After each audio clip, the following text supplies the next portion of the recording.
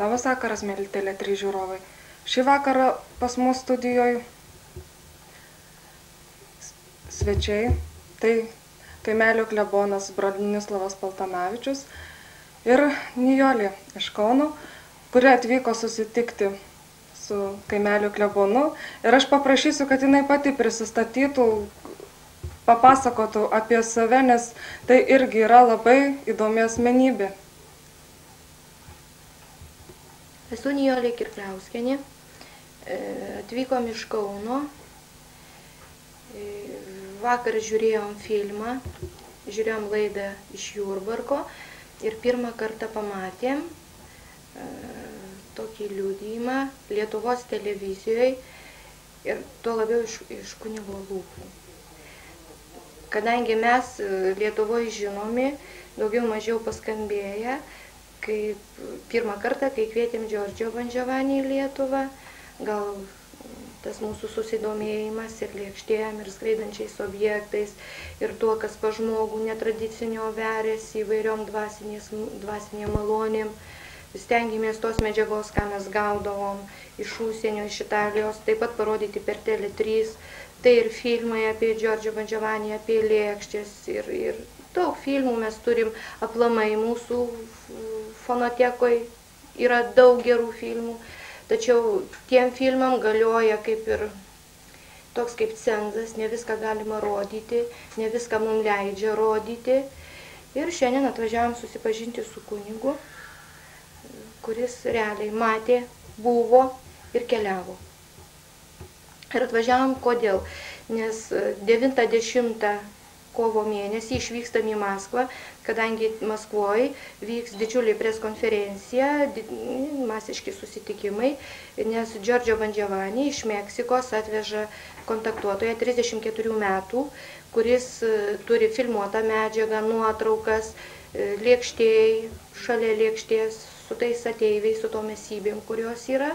Ir tiesiog jis nori parodyti žmonėm, kad yra tos lėkštės, yra tai, kas jomis atskrieja, kad tai geranoriška eina valia per juos, jie nenori mums blogio, jie nori, kad mes pažintume daugiau, kas apie mus yra, ir kad patys daugiau atvertume savo tikėjimą, kad nebūtume siauros apimties, kad stengtumės pažinti ne tik, kas yra žemėje, bet ir virš žemės, kad mokėtume sutikti tą šviesą, kuri ateina iš viršaus. Šio susitikimo metu, jau važiuojant į čia, ėjo mintyse tokia kaip seka klausimai, kaip tai atsitiko, ką juto, ar tai buvo atmerktom akim, ar tai buvo išėjimas į lauką, kai jūs pamatėt, įlipimas, ar viską darėt sąmoningai kaip žmogus, juntamai ranko, matomai akim, kojos lipo į tą laivą. Kaip jums viskas buvo?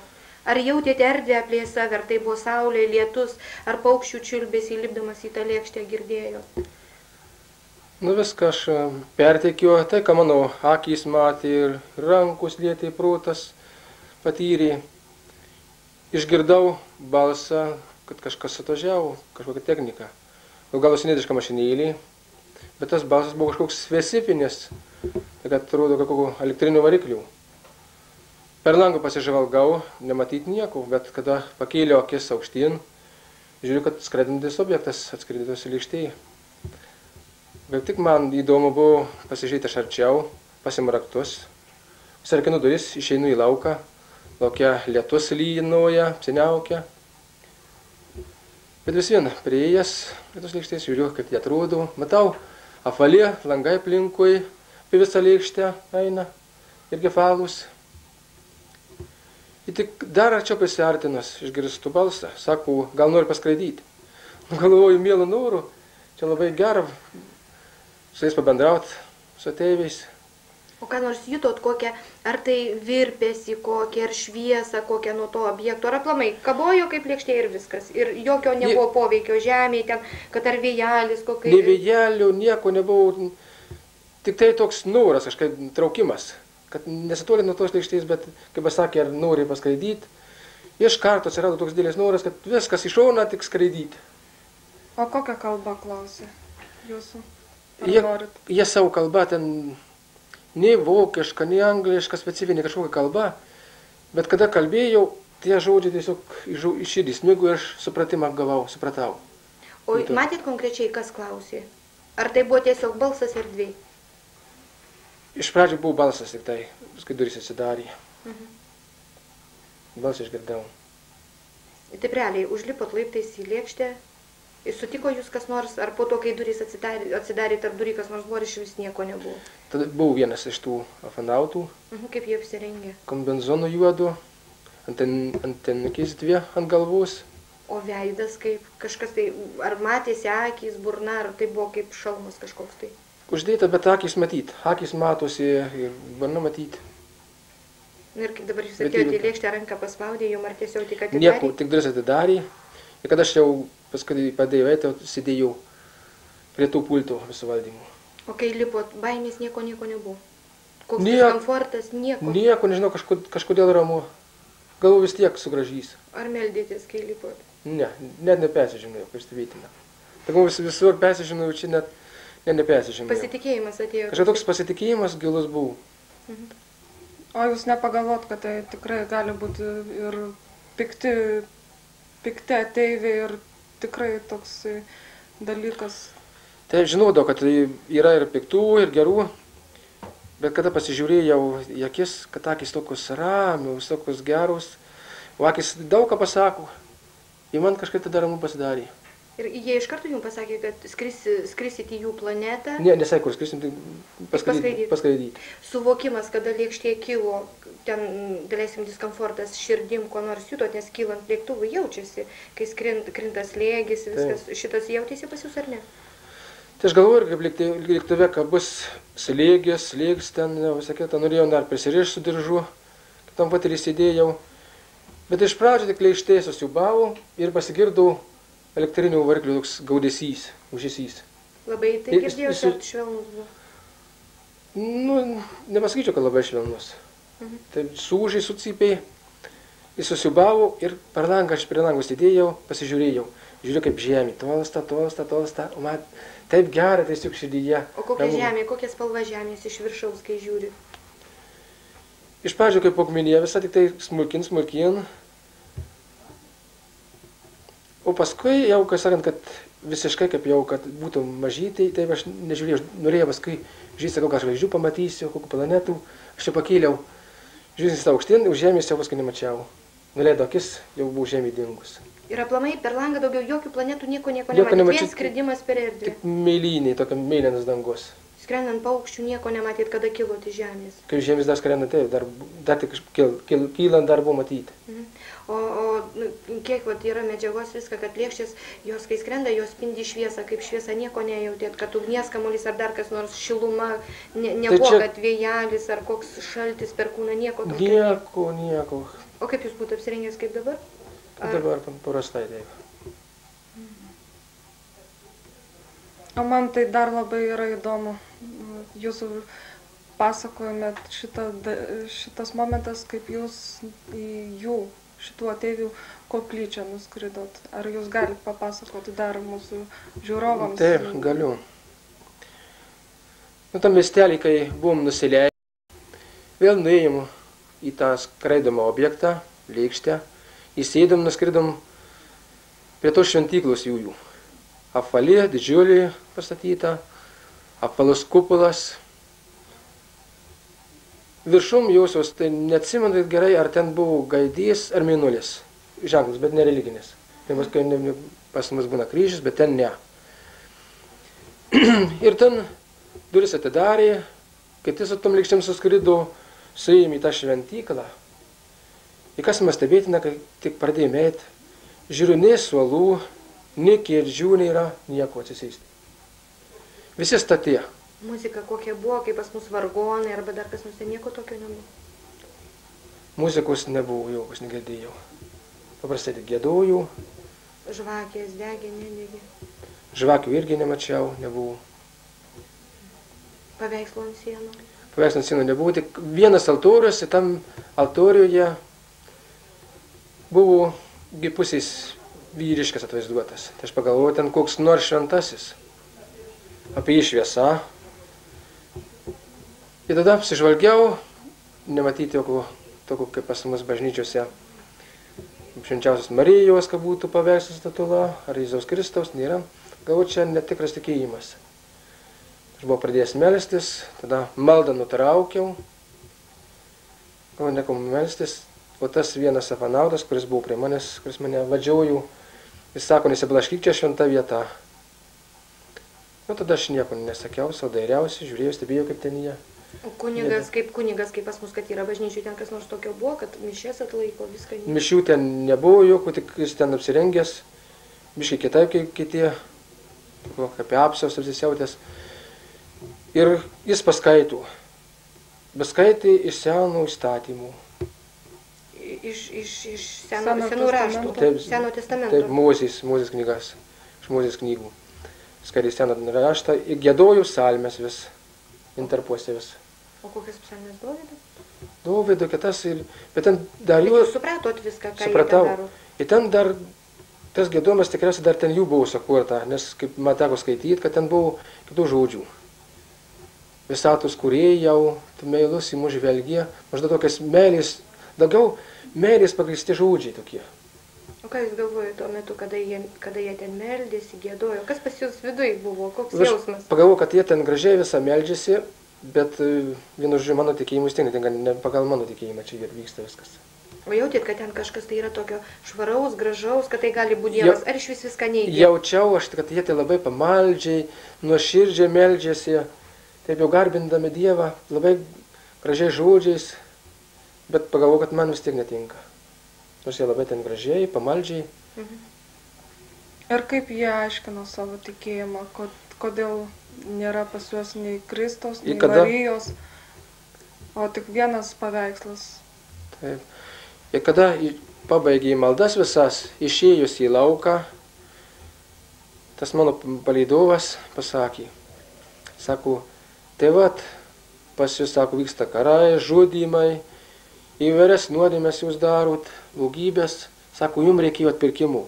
Už tai atėjo Jėzus Kristus, jūs atpirkt ir įsteigė mišes, sakramentus, o mums, sako, nereikia nei mišių, nei sakramentų atpirkimų, nes mes tų nepadarom blogybių kaip jūs.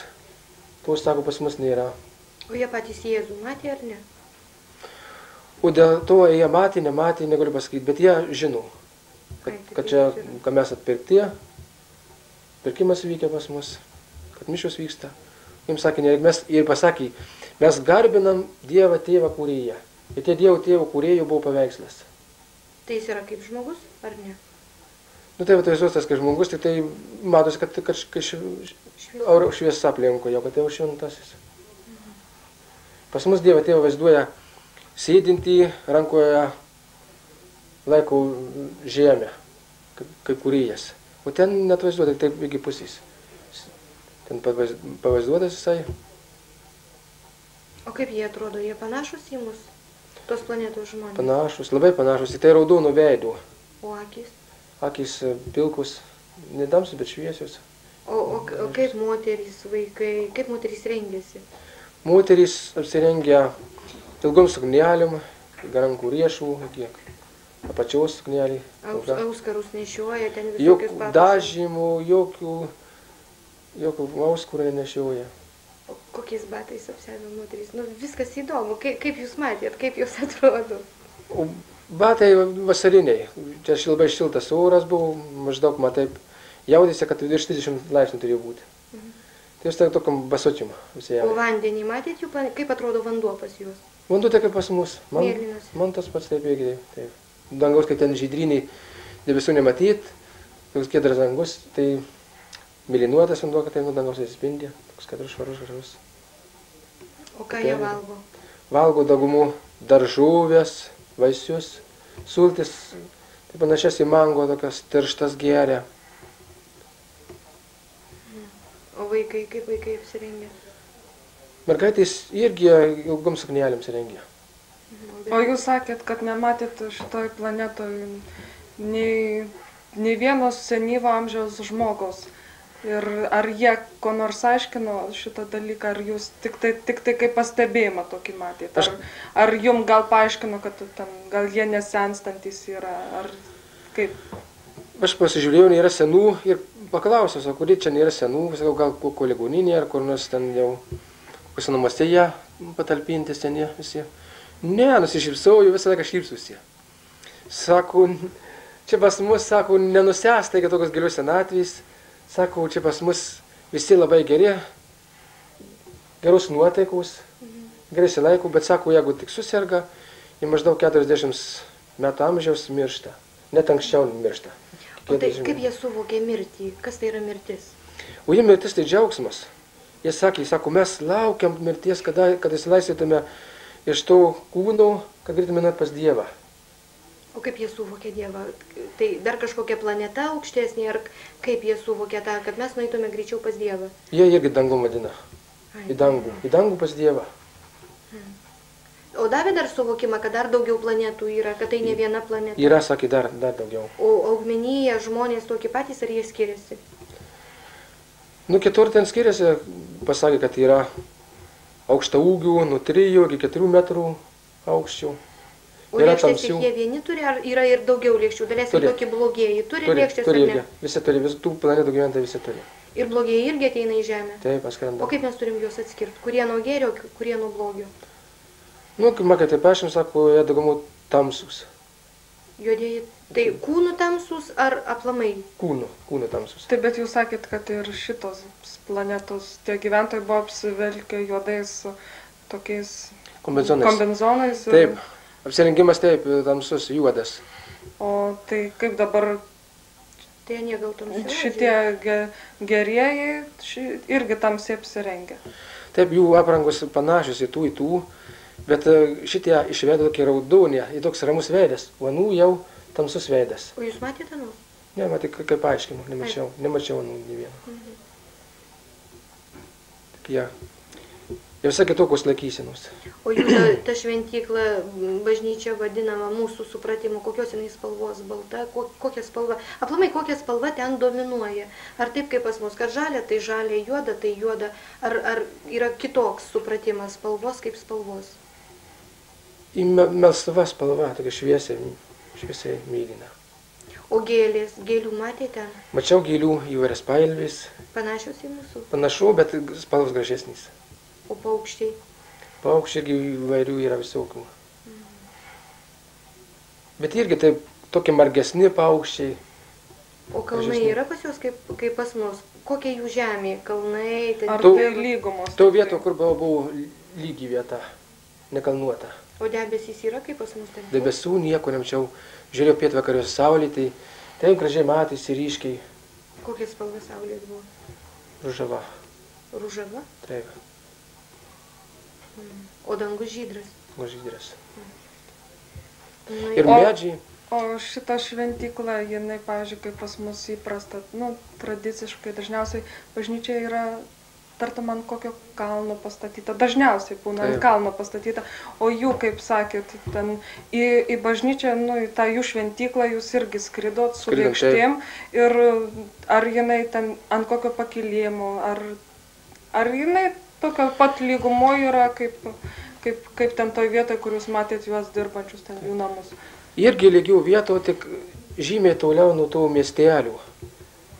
Ne prie miestelių, bet su tais skraidančiais objektais. O apie tą bažnyčią yra kas nors ten, daleiskim, kokį medžiai, ar tvora, kokia, kaip šventorius, ar tik pastatas ir viskas? Tik pastatas, ten arti nemačiau, kad būtų medžių, tekų, ko nors nieko. O jie, kai meldžiasi, jie visi sustoja ar klaupėsi, kaip mes... Sustoja ir rankas iškėlė į viršų. Rankas į viršų? Iškėlė. Išvelgia visi į dangų, pažiūrė taip į viršų. Nu, o paskui pabuvot šventyklai, kur dar vedė? Šventyklos jau ėmė skraidimą objektą į tą lėkštę ir skridom į žemę. Jutot tą tokį skridimą žemyn, ar visai nieko, absoliučiai jokių asociacijų, tiesiog įsėdot, parskridot? Ir kur paleido? Ar jūs atsidūrėt iš karto kambarį, ar jūs paleido kieme? Paleido kieme ir vėl tom virveliniam kopėčiom nulipau žemyn. O ką jie sakė, kada nulipot jau? Aš pasakiau ačiū, taip sako prašom, klausiu Dievo.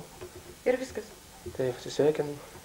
Matėt, kaip jie nuskrido, ar aplamai tik tai išnyko ir viskas? Ar atsisukot pasižiūrėti, ar iš vis ant tiek sukreistas buvot, kad bėgo, ėjot į savo kur... Aš išlipęs, pirmiausia, dairiausia žmonių nematyti.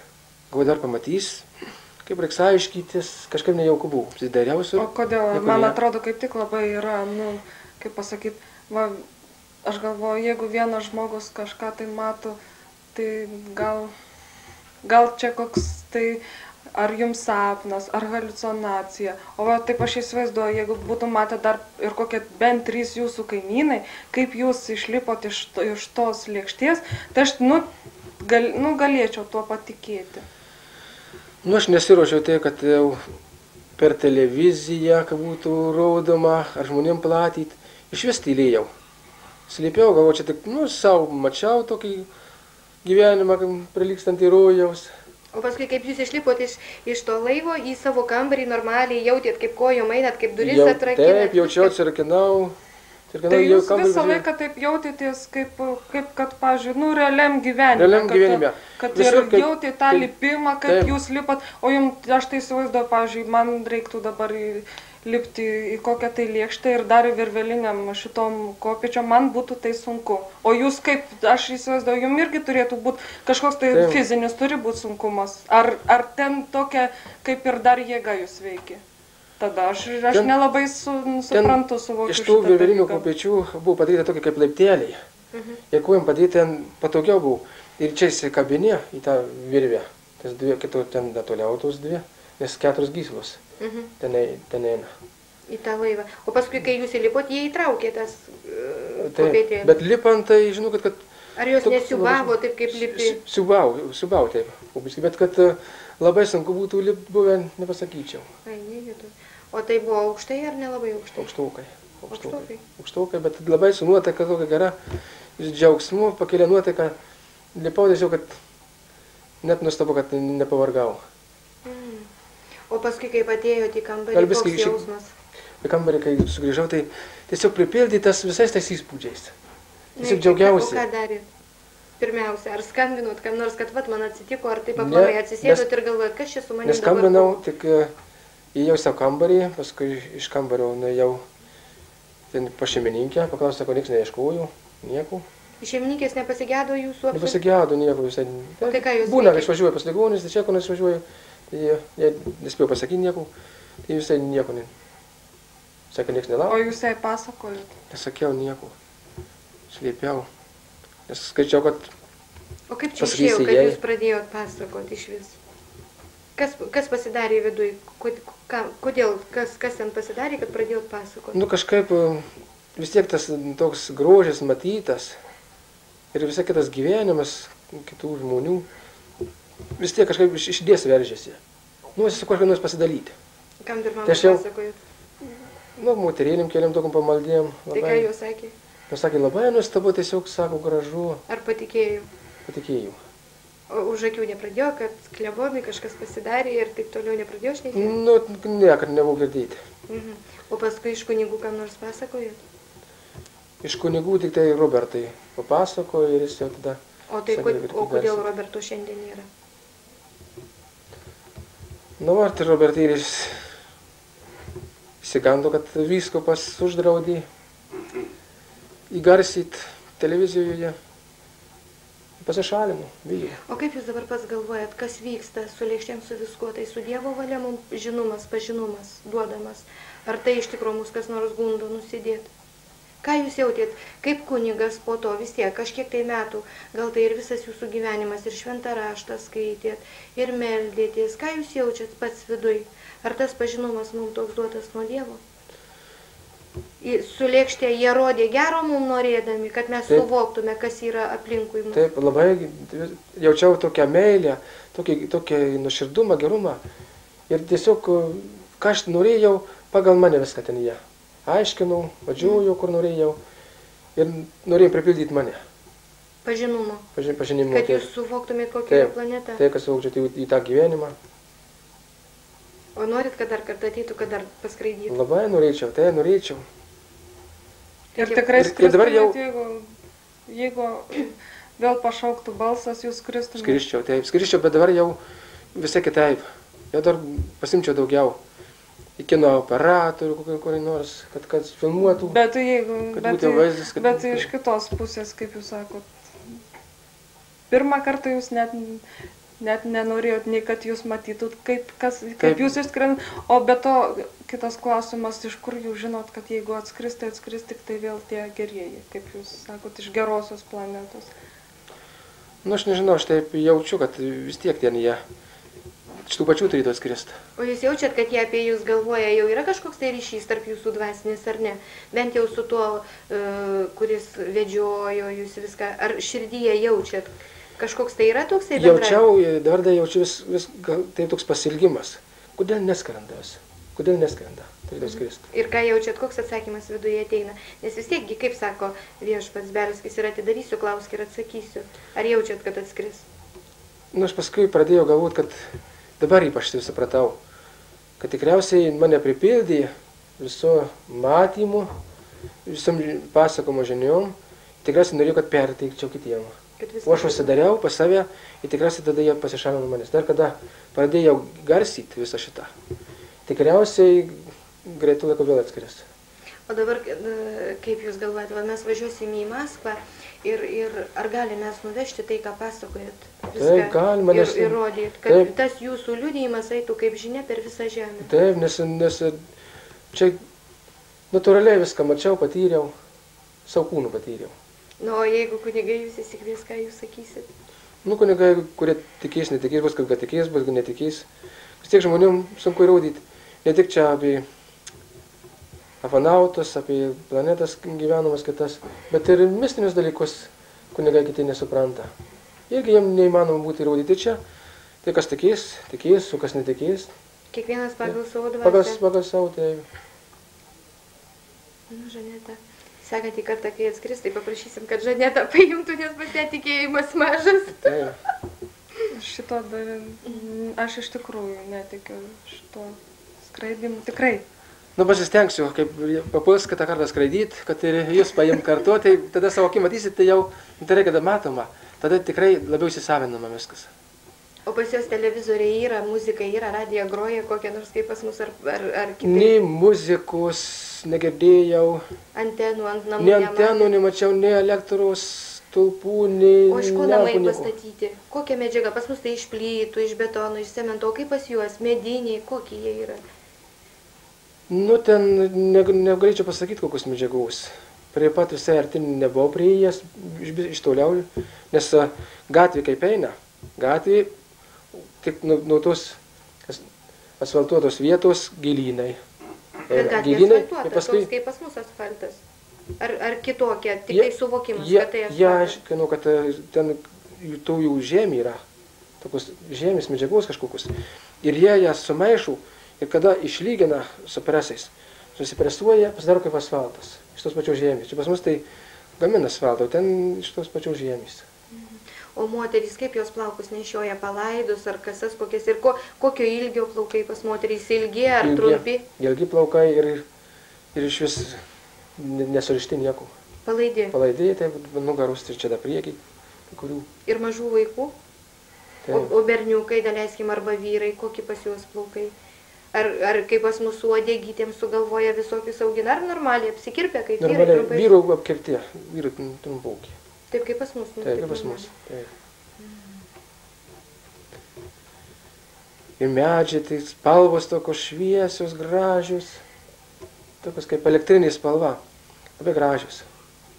Aš dabar jūsų dar norėčiau paklausti, kaip papasakokit mūsų žiūrovams, kaip jūs pasakot, buvo užpuolę tie blogieji ateiviai. Ne, atrodo, tai net nebuvo užpuolę. Ar ne tai, kad atėjo ten? Suprantat, kaip buvo, čia ilga istorija, kaip viskas prasidėjo, kaip aš prisiliečiau prie šitų klausimų. Vienas dalykas, kuris svarbiausia mane ir stipriausiai sukrėtė, kad trečia dukra pas mane buvo operacija, Cezaris, ir būtent tos operacijos metu aš išėjau į tunelį. Mūsų šeima nėra religinga. Ir tais laikais, kada draudė, mes ir kūčias valgėm, ir Velyką šventėm, nes sentencija buvo tokia, kaip radom, tai paliksim. Ir krikštytas vaikas buvau, močiutė eidavo į bažnyčią, kada norėdavo, palydėdavo, kada norėdavo, pabėgdavo, į upelį nueidavo maudytis. Buvau kaip vaikas normaliai, be jokių perlenkimų, nei į vieną, nei į kitą.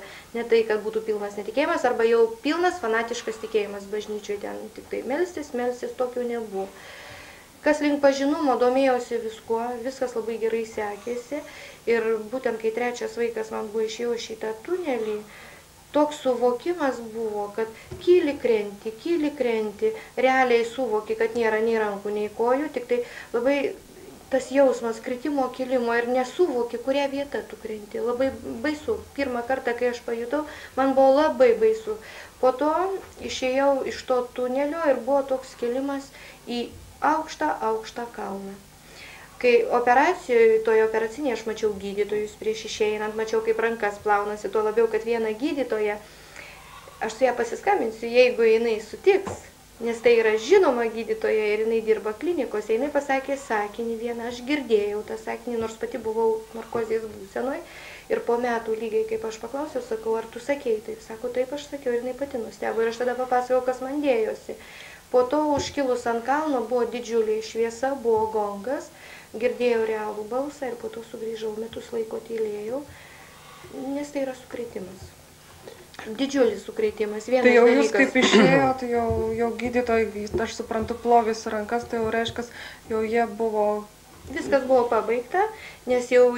Pabaigta ta prasme, ar jie galvojo, kad jūs gyvensit, ar jau buvo... Ne, paprasčiausiai jie padarė operaciją, išėmė kūdikį savo, aš savo, ir jie mane paliko, kol nuveš į palatą, atsigausiu po narkozės ir viskas.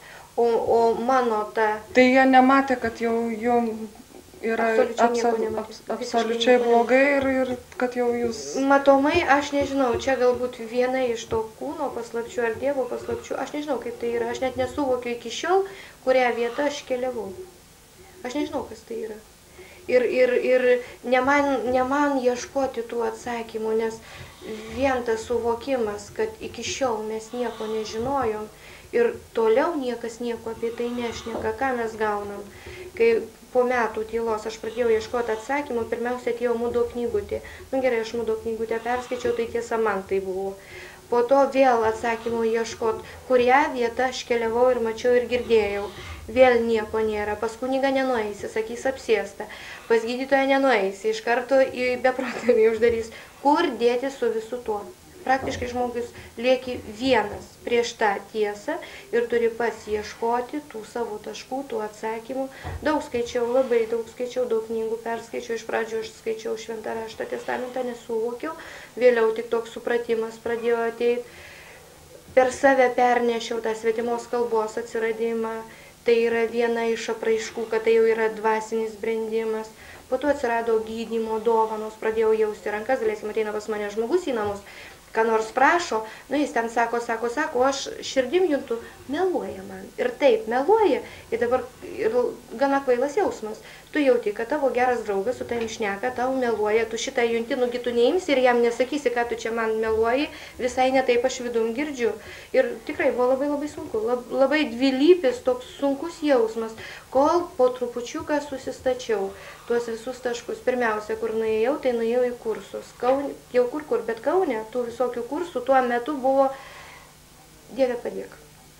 Ukrainiečiai važiuoja, maskviečiai važiuoja, Sankt Peterburgas važiuoja, aišku, ir aš ten nuėjau, pasižiūrėjau ir man vidum supratau, ne tai, visiškai ne tai, nes ten apie tas čakras aiškina, medituoja, daug ko užsiminėja, nėra dvasinių atsakymų, nes tai, kas vyksta žmoguje, būtent mano viduje vyko, atsakymo nėra. Ir paskui po kiek laiko, turbūt po 4 metų tokios būsenos, pirmą kartą išgirdau, buvo Racio Valenti paskaita. Nes viduj brendimas ėjo, eidavo pokalbiai viduj, aiškindavo apie visatą, apie Saulę, aiškino apie Jėzų, kas yra žmogus, kokia mūsų misija žemėje, kad visai netaip mes viską suvokiam, visai iškreiptai mums viskas paduota. Ir daug dalykų. Realiai aiškino, kaip mes turim sutikti Kristaus atėjimą, kad mes turim turėti šviesos rūbą, kad mes patys turim būti šviesa, nes tas, kas ateina iš dangaus, yra absoliuti šviesa. Ir visas tas pasirengimas apie atgailą, daug dalykų, grinai dvasinių dalykų, ir tai ėjo viskas vidum. Ir kai aš pirmą kartą papasakojau ponui Tomkevičiui, tai jisai manęs paklausė, sakė, ar tu pasitiki tuo, kas tavo viduje šneka. Sakau, visiškai.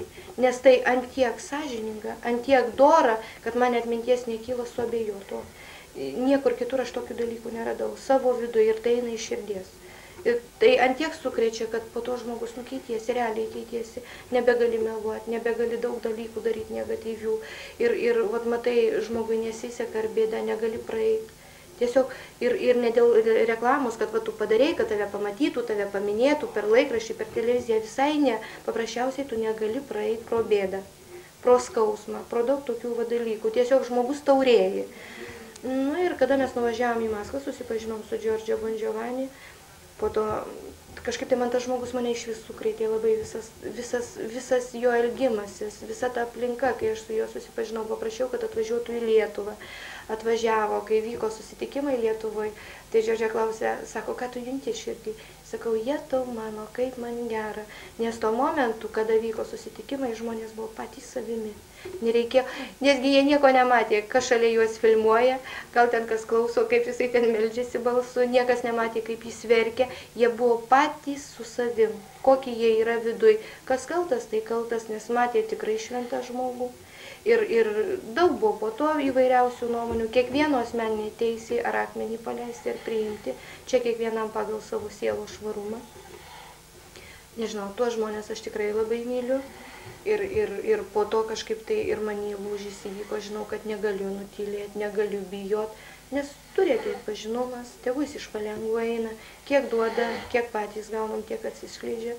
Ir šiandien atvažiavom pas kunigą susipažint. Tai dar vienas pažinumas, ačiū Dievui, jau plečiasi, tiesa yra šviesa, aišku, šviesa jinai apdegina, kas nepasiruošė sutikti tiesą, aišku, jam sunku ją priimti. Ką padarysi, nežiūrėkim piktai, atverkim širdis, o jau ta šviesa jin suras, kur praeit, ką atnešt, nes tai tikrai nėra blogis, tai yra pažinumas. Ir reikia žiūrėti, ką duoda Giorgio, ar kuo jisai mus mokina, ar jisai reklamos nori. Buvo tokių balsų, kad Giorgio ten pinigų daug gauna, dar ko nors, nieko jis negauna, pas niekam jis nieko neprašom. Jis pats žmogus dirbantis, kuomet dar nebuvo pasistimų, jisai turėjo firmelę, ten batus siuvo, kažką tai jis gamino ir dabar dirba jo brolis, jie savo tą 10 dalį nuo to darbo atiduoda šviesai. Tegu tai bus ligonis, tegu tai bus invalidas, tai bus kūdikių namai, tai bus tokios kelionės, kaip Giorgio važinėja, jisai atiduoda tai, ką jam duoda. Kitaip elgtis ir bent jau iš mūsų nei vienas negali. Mes gavę šviesą turim ją atiduoti, nes jeigu jau davė, tai aišku viena, kad ir paklaus. Svarbiausia dykai, ar ne?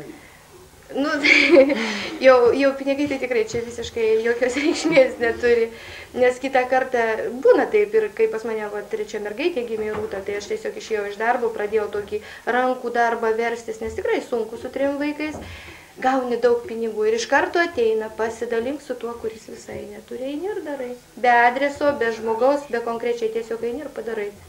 Nes kitaip negalima, šitaip ir turi ateitas gerumas, kad ir našlaičių nebūtų, ir alkanų nebūtų, ir vargstančių nebūtų. Jeigu mes kiekvienas nuo savo, nors po trupučiuką, tegu ten gauni 5 litus, 5 centus paaukok tokiam geram darbui, gal tas ir 5 centų neturi, tikrai gėris sužibė žemė. O vis dėlto dar papasakokit apie Ir kai mes pirmą kartą nuvažiavom į Maskvą, mūsų pažindino, ten buvo berniukas ir mergaitė ir mes nuvažiavom visi tokie laukiantys, įsižioję, galvom, čia pamatysim šventą žmogų viską. Ir tam kambarį, kai atsisėdom, įvedė 2 žmonės. Ir atsirado iš karto toks diskomfortas. Pajutom, tai už širdies grybė, tai šaltis, tai už rankų griebė ir niekas nesuvokėm. Toks jausmas, kad kažkas tai yra tokio negero.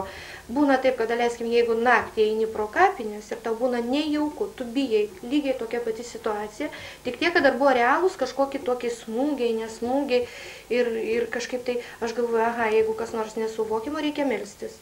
Ir ten buvo ir iš maskviečių buvo, ir iš mūsų, mes lietuviai 5 važiavom, aš sakau, klausykit, šnekėkit, kas nors tėvė mūsų. Nes kuo, bet jau malda, tai aš tikiu ir man iš vidaus, po visų šitų man sako, kai tik ko nesupranti, melskis. Nes tai yra pati švariausia energija, malda per tėvę mūsų, nes ir Kristus mums tą maldą paliko, kaip apsigynimą. Ir gavosi labai tokia keista situacija. Iš tų visų žmonių ne vienas sako, aš nešvarus, kitas aš nevertas, niekas nešnekė Tėve mūsų. Ir mano vienintelė draugė Irena, jinai atsisėdo šalia manęs, pradėjo šnekėti Tėve mūsų. Ta mergaitė normali kaip ir mes, tik jos tokia melsva kūno oda. Ir jinai šalta. Kaip mes atsisveikinom, kai prisiliečiau prie rankos, iš mūsų kūno eina šiluma. Jinai kai šliužo, šalta ir mane sukrėtė labai.